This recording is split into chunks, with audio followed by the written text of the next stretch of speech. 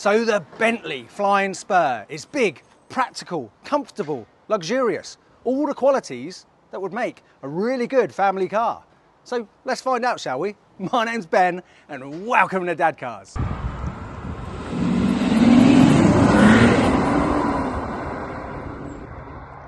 Hello everybody and welcome back to the channel. So today we have a Bentley Flying Spur, which is designed for the tall executive to sit in the back in complete comfort. But that should also mean that it's good for family practicality, right? Well, let's find out. Let's get in the back of a Bentley. My first time ever getting in the back of a Bentley. But a Bentley Flying Spur, wow! This is so lovely. I mean, obviously, as expected, because these rear seats are really designed for the wealthy individual who owns the car with their chauffeur potentially driving up front instead. But, God, talk about leg space. This really does put most SUVs to shame in regards to sort of rear space and rear leg room. And look what we've got here. It's basically a little removable control unit which can control most of the car's functions. The blinds, see what speed the driver's doing. I mean, obviously, again, this was designed for the executive individual sat behind, but for children, this must be such a cool little device, although how much control over your car you want to give to your 4 or 5-year-old, I don't know. What have we got here? Right, look, armrest folds down, so if you've only got 2 children back here, they've got their cup holders and little cubby there for sweets. Oh, beautiful. Lovely embroidered Bentley logo there.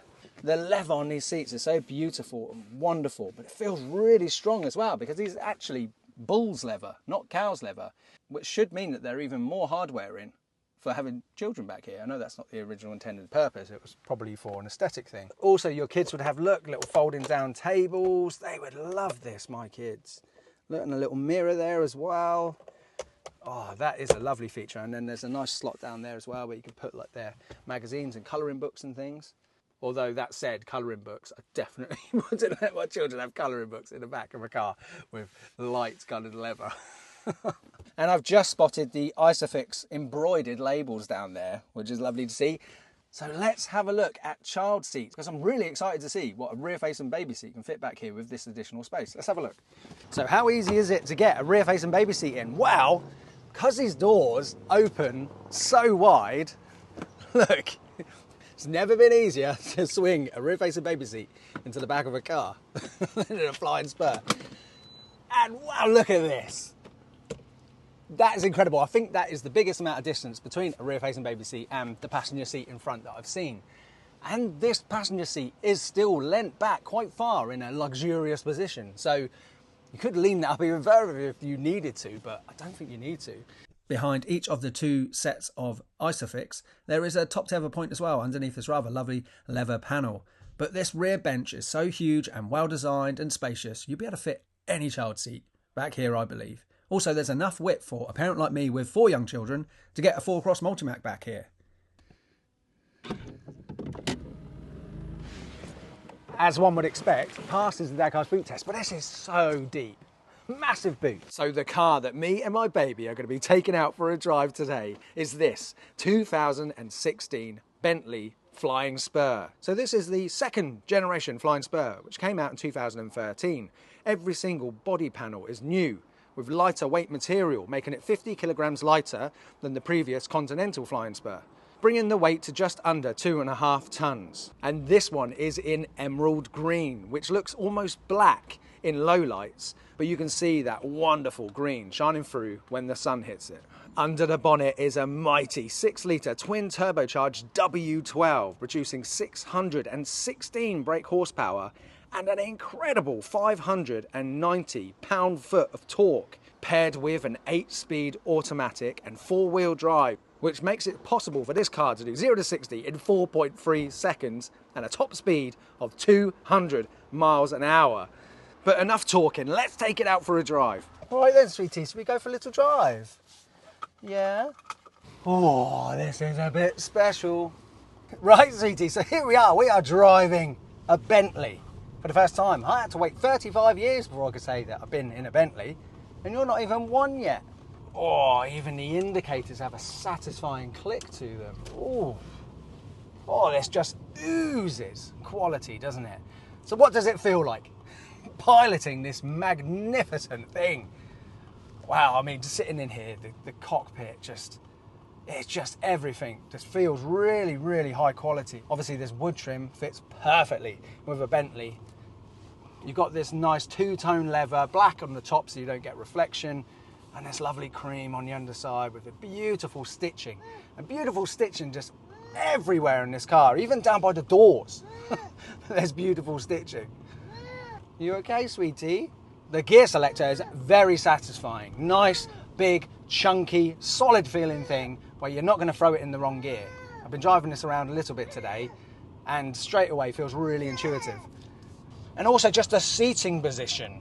You can see that big, vast bonnet in front of you. And you do actually feel quite high up. I think this seat is positioned quite high. You've got loads of space here still. But it almost kind of feels like you are sat up higher. You know, the thing that people love about SUVs. You kind of get that presence of grandeur just driving in this. And the lovely, smooth tone you get from that W12. Oh, this is lovely. This is definitely a bit of me. I can tell you that straight away. Well, look, a little pull uphill. This is when you can feel a car which has got good torque. Oh. Obviously, I'm not going to drive it too fast because I've got a baby in the back rear facing. So you can't accelerate too fast when you've got a rear facing baby seat in. Right, little pull, sweetie. You ready? Oh, yeah, this has got torque for days.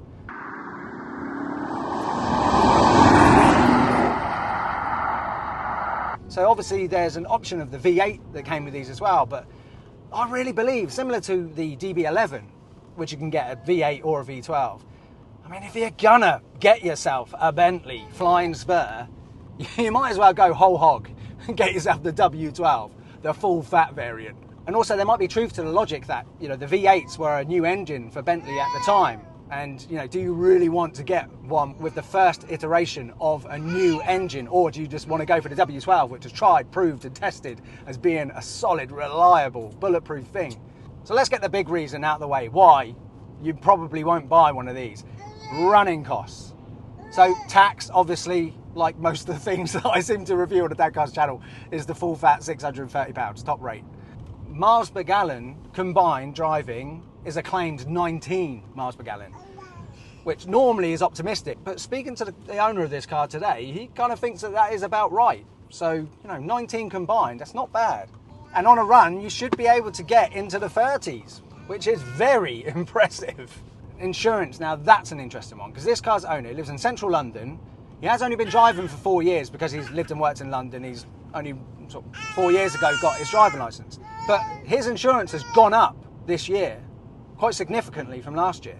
He currently pays around £3,000 to insure this car, which seems absolutely crazy to me.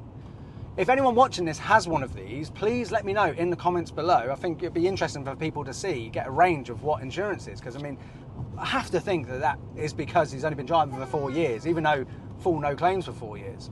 Servicing should be around £800 for a minor and £1,200 for a major with Bentley. Now that seems really reasonable to me. However, I'm sure that that is just a headline figure. Once you take it into Bentley for your £1,200 service, I'm sure you would get a shopping list of recommendations that would probably go into the £5,000–6,000 maybe. But the owner of this car, Dale, has only had it for a year, so I haven't got any anecdotal evidence from this car itself. I was hoping he was going to tell me he had some big bills. But this car I'm driving here today sits on only 28,000 miles. This is a 2016, so the logic would say that, you know, a relatively modern Flying Spur like this with low miles, low owners, that's clearly been very well cared for, probably won't be costing you the earth. The cars that will be costing you the earth, I'm sure, are those low price Flying Spurs that you see on Auto Trader. For a little while now, you've been seeing the really early Continental Flying Spurs for under £20,000, which is just such a tantalising proposition. If I didn't know that it was all but certain that buying a sub £20,000 Continental Flying Spur was going to cost you a similar amount again within the first year or two of ownership, I would be very tempted to buy myself one of these.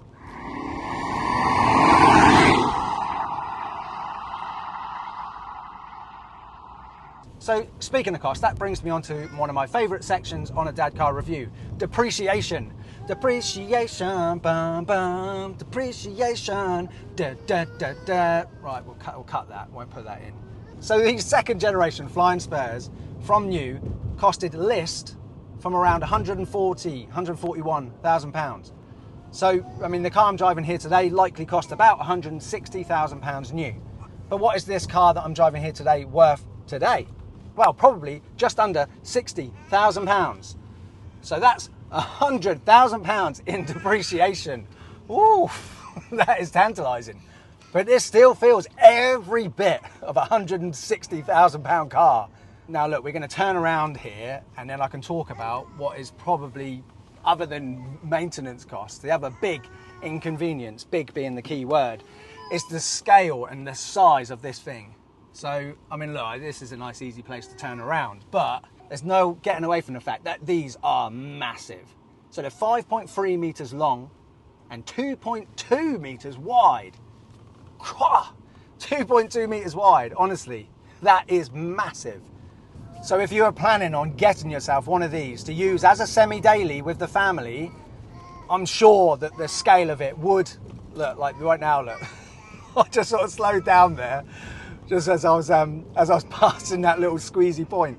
I can see instances in general use where the scale of it would be a massive inconvenience. Dal was telling me earlier on how he had a nightmare in a multi-storey car park, you know, one of those sort of twisty, curby, tight, sort of going down in a car park, and he ended up damaging a wheel, which meant that he had to replace the wheel entirely. Also, even just driving on country lanes, I can imagine that this is a car that is almost impossible not to get the sort of twigs and bushes kind of brushing up against the side of your beautiful paintwork, which might be a bit painful when you've got that wonderful hand-painted stripe along the side as well. So these Flying Spurs do not have an NCAP safety rating. Now that might be because they're just made in relatively small numbers. You okay, sweetie? Maybe she's used to being soothed by more sort of sporty cars, which shake her around a little bit more. But red and yellow and pink and green. So these have not got an NCAP safety rating. They've never been crash tested. And I think the reason for that is it's just the perceived level of safety that you'll get in a car like this. There's a reason I chose to bring the baby today, and that is because, I mean, driving this earlier on this morning, it's a car that you would definitely be more concerned about the other person involved. Even if they're in a whopping great SUV, this just kind of feels so solid and so safe. I mean, there's airbags everywhere and everything as well, obviously. So just looking at it from a dad's point of view, this would be such a wonderful thing to drive around, do massive miles in, with all your family in, you know, with that level of perceived safety.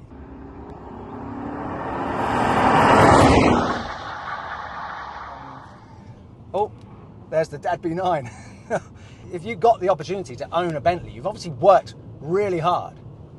And because of the luxurious, relaxing, opulent nature of this car, I just find myself wanting to sort of take stock of, you know, everything I've done in life to sort of kind of get me to this point where, I know this isn't my Bentley, but it's still pretty damn cool that, you know, I'm driving this Bentley right now, my baby's crying behind. The moment's gone. I was going to have a soppy moment there, but let's move on. You all right, sweetie? We haven't got much more to do. It's so funny, when I had my first baby, she was crying in the back. I'd get so stressed out and I'd have to pull over instantly. But by the fourth baby, I almost can't hear it. Honestly, you just learn to tune it out. I know she's fine. I can sing a rainbow. Sing a rainbow, sing a rainbow too. So I need to say a massive thank you to this car's owner, Dal. He brought it down to me today to film and feature. I honestly can't believe the generosity of Dadcars subscribers and letting me drive their incredible cars like this. I really can't. Other things that make this a really cool dad car, look, are these sunscreens that come up. Honestly, for children, that is massive. And there is one on the back as well, but I've got a camera stuck there, so I can't do it. Maybe if we put the dampers in sport mode, let's have a look. Oh, you definitely notice a big difference when it's in sport mode. Just a throttle response, it holds in the gears lots longer. Oh, this engine is so silky smooth. So look, the baby is not happy. I need to wrap this video up quickly. So in summary, for the Bentley Flying Spur, honestly, this is incredible. If you've got around £50,000 to spend, I don't think you want to go and get one of those cheap ones. But if you've got around 50 to spend, and you've also still got enough to hold back to pay for things when, if and when things go wrong, the maintenance bills, if you can do it comfortably and you kind of want a Bentley, you should 100% go for it.